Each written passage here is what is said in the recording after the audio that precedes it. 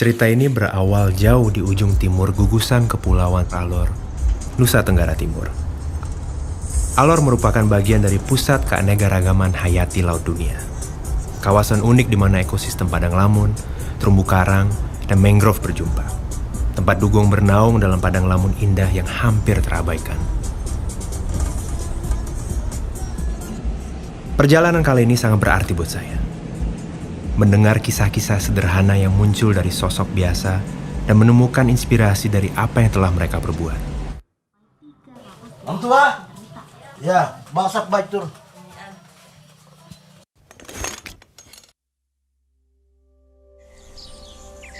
Dulu mungkin saya bisa tumbuk orang, bisa orang tumbang. Dulu bisa saya pegang orang punya batang leher seperti orang pegang ayam punya leher. Saya bisa patah, saya patah.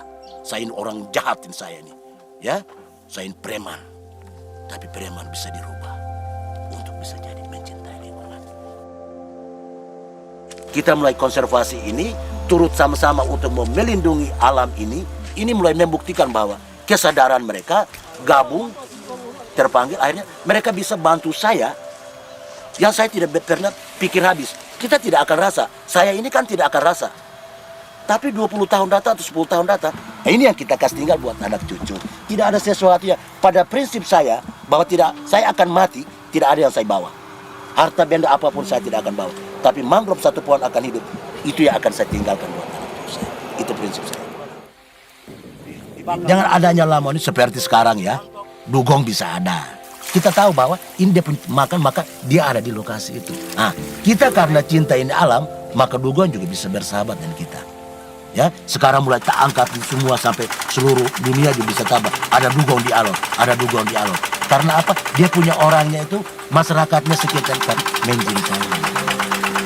Jadi ini kebersamaan untuk melindungi. Ada aturan-aturan yang dari sini ke tempat lokasi dugong, tamu tetap ada di atas perahu sebelum dugong itu datang.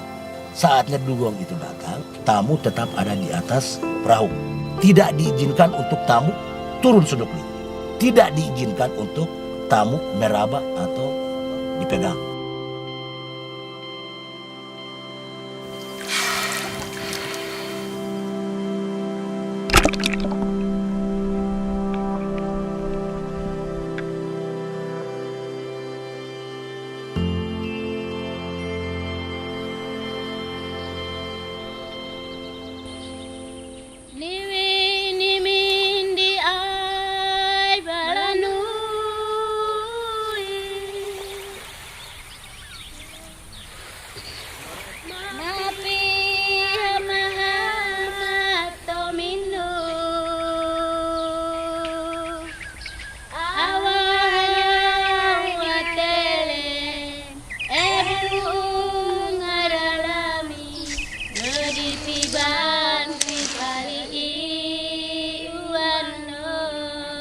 Seringkali, sesuatu yang besar itu muncul dari tindakan kecil. Perbuatan kecil yang melahirkan semangat kebersamaan ini telah membawa saya untuk bertemu dengan sosok wanita dari Kabola di pesisir Alor. Ini namanya kelompok cinta persahabatan. Dia punya sahabat itu ada di mana-mana, itu ada saja. Cinta lingkungan, cinta alam. Khususnya di daerah kelurahan Kabola itu, cinta itu ada di dalam sini di kelompok cinta persahabatan. Waktu 2012 itu kita tanam 7.000, tapi dari swadaya ini kelompok ini kita tambah lagi 1.500 jadi 8.500 pohon. Kita melakukan kegiatan penanaman mangrove yang ada ini bagaimana supaya dia membaik ke depan. Karena ini kepentingan kita bersama, kepentingan umum, kepentingan generasi-generasi kita yang mendatang.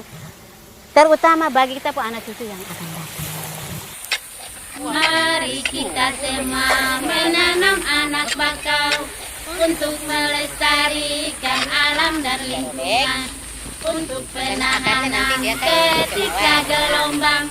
Ayo, ayo, mari kita lakukan. Mari kita semua menanam anak bakau untuk melestarikan.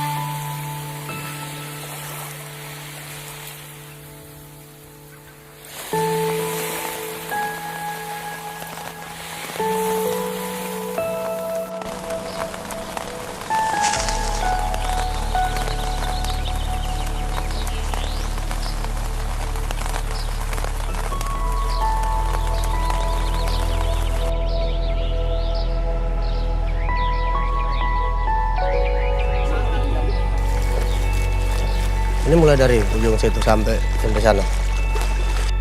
Tiap-tiap kelompok itu punya lahan masing-masing. Kami kelompok ini resmi. Namanya itu Tom Esah. Tom Esa. Ya. Tom Esah itu ada dua arti, Bapak. Yang satu kalau kita untuk di laut itu kita sayang ini terumbu karang. Bahasa daerah Tom itu di sini bilang terumbu karang. Kalau Tom untuk bahasa sehari-hari di sini hati. Jadi kasih sayang. Ya. Ada dua arti. Kita bawa ke laut berarti kita Topesa untuk ini berarti sayang terumbu karang. Ya. Peraturan sudah dari pemerintah desa sudah. Itu juga inisiatif dari kita kelompok-kelompok pembudidaya rumput laut ini. Sudah sepakat semua, sudah peraturan desanya itu tidak boleh merusak itu terumbu karang, tidak boleh memotong itu bakau, tidak boleh bawa-bawa barang beracun untuk memusnahkan ikan itu. Yang bahasa di sini dibilang tuba, potas, buah-buah racun yang diparut untuk dikasih mabok ikan itu udah dilarang semua. Sampai dengan penggalian pasir. Sekarang itu kan rumput laut ini hanya ais-ais sama ini saja. Kemarin itu kan orang Tuba ini juga ikut mati. Jadi sudah ada hasilnya.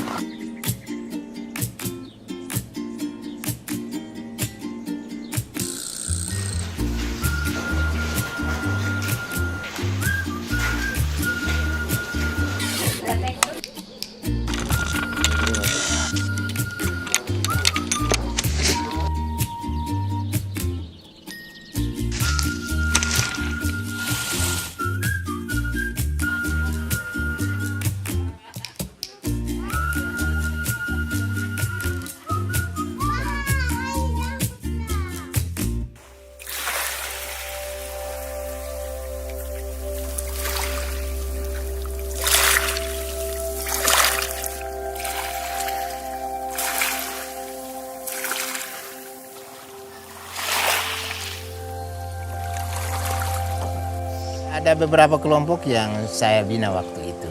Ya sekitar 97 itu ada bentuk kelompok lagi. Jadi setelah itu kami bubar dan baru-baru ini 3 bulan lalu baru kami bentuk kembali, anggotanya ada 41. Dan sekarang kami satu kelompok di sini, ketua dan sekretaris memang tidak ada, saya sebagai anggota saja. Ya saya sebagai anggota tetapi pendukung begitu, mendukung berdirinya kelompok ini. Saya mengharapkan kepada Polair saja. Karena dengan Polair dia punya kekuasaan di laut sini bersama dengan pihak kelautan. Dan mereka yang bisa mengawasi ini.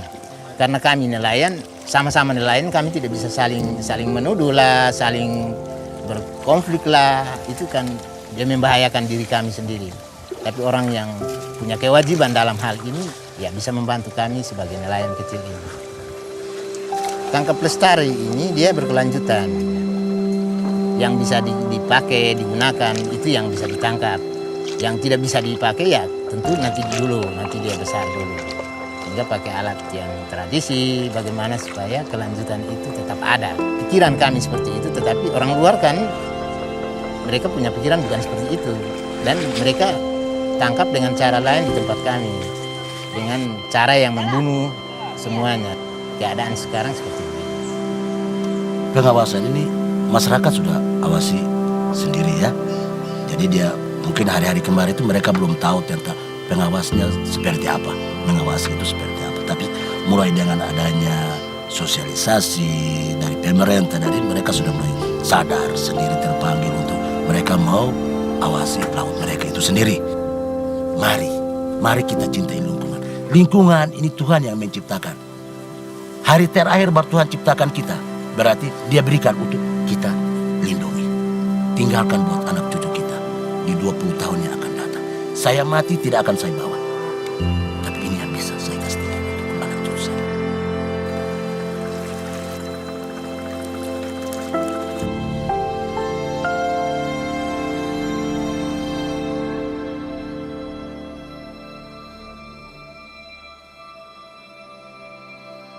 Pelestarian alam dan keseimbangan lingkungan hanya akan berhasil bila semua orang sadar dan peduli untuk melakukannya.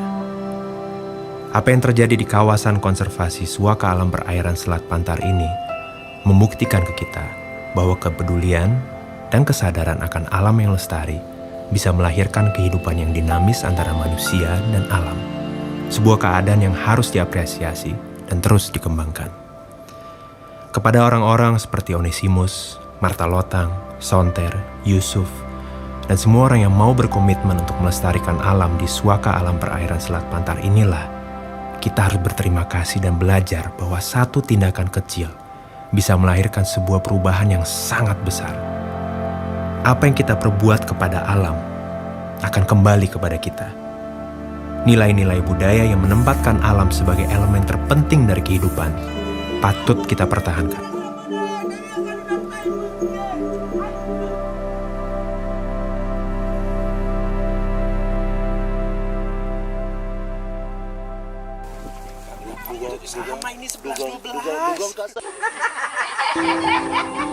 Saat ini mereka terlihat semakin menua. Namun mangrove kecil yang telah mereka tanam dulu akan selalu bercerita bahwa hidup tidaklah sekedar hari ini. Inilah yang menjadi jawaban mengapa saya berada di sini. Karena di tanah Alor ini saya mendengar suara alam yang dicintai masyarakatnya.